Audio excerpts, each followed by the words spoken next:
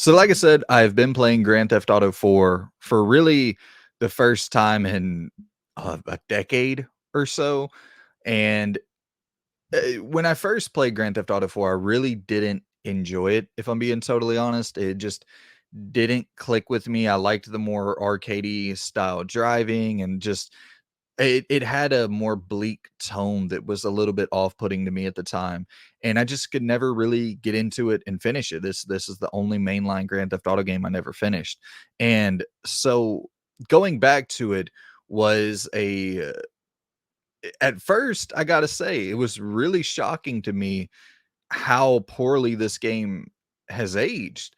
Like with the auto lock on shooting and shit, I was just like, "Oh my god, this is abysmal." And then the weird camera that's like spinning all over the place when you're using the handbrake when like when you're drifting, the camera's spinning all over the place. It's like hard to get any real control of it. And I was like, "Oh my god, this thing has aged so poorly." And then I went into the settings, was tweaking some shit. I was like, "Okay, let's" after probably 7, 8 hours of playing the game, I had auto aim on that whole time, and it was making the game brutally difficult for me. I was like, "What is going on here?" So I went to the settings, turned off auto aim, turned off the weird camera that spins all over the place when you're drifting, and I mean, those 2 little changes just totally were a game changer for my experience with Grand Theft Auto 4. It made it so much more enjoyable, almost to the point where, like, when I turned off the auto aim, that the game was like a breeze to get through. Like, with auto aim on, I was struggling, dying on almost every other mission, and then with it off, I'm just, like, blasting enemies in the head, one shot, they're done.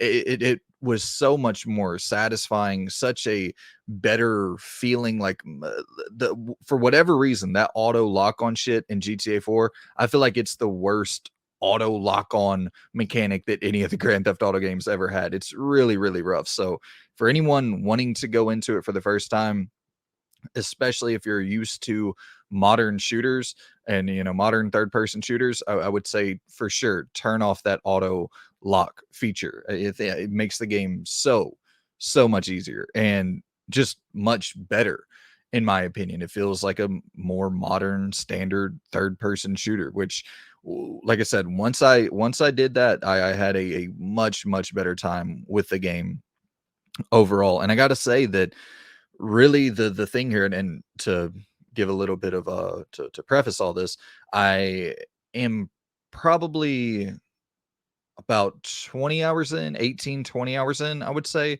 So I think I probably have 10 to 15 hours left before I finish the main story.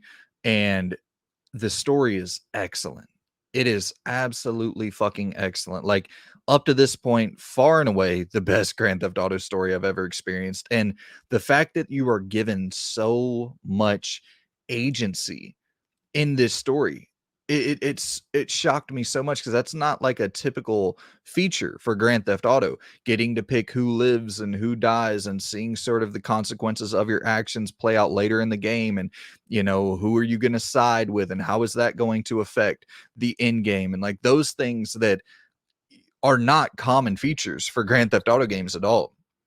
I wish someone would have told me this about Grand Theft Auto 4. That because this is like one of my favorite things in games is decision making, and this is all in-game decision making. You're on this big chase mission. You got some crooked cop sent you to go kill somebody, and then when you get him cornered, you take out a bunch of his people. You get him cornered, and he's like, "Man, you're aligned with the wrong dude. This dude's corrupt. Don't kill me for this guy. This dude's totally corrupt."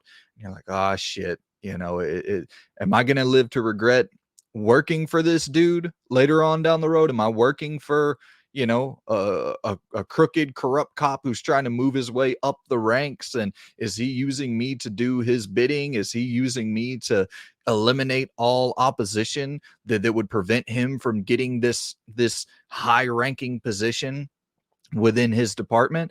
And so like you're considering all these different things before you choose to kill someone or to let someone live, and you're dealing with some family conflict later in the game, and uh it's It's a really interesting story with a lot of betrayal and sabotage and, just it really grips you. It gets you so into the narrative because you're constantly getting to decide the fate of important characters in this world, and the characters are just great across the board, you know, with Nico Bellic, the main character, and kind of being like a world class fuck up for a lot of the game, and then sort of coming into himself over the course of the game, and you're starting to realize what's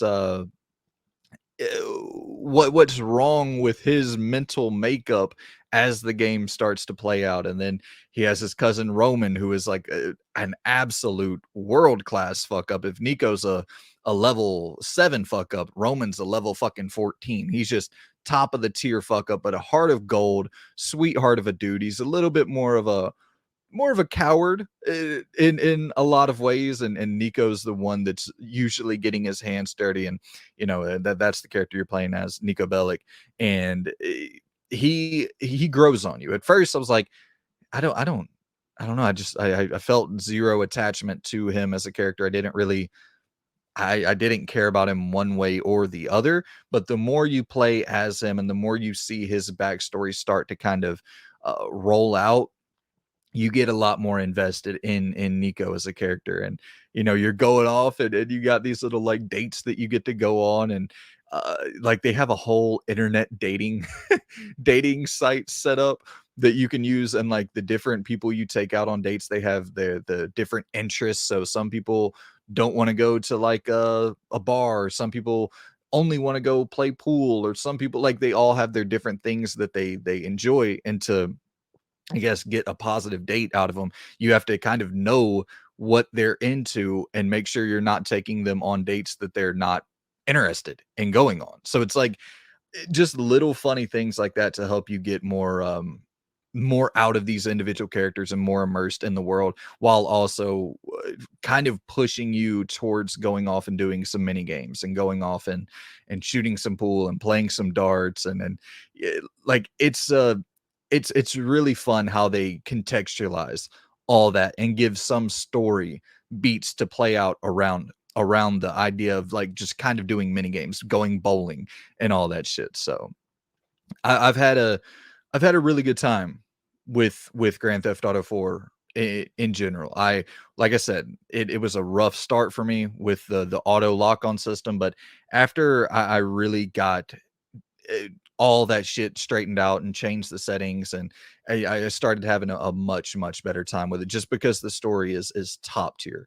It's top tier world class storytelling. It's on par with some of the best stories I've ever experienced. It's really fucking good.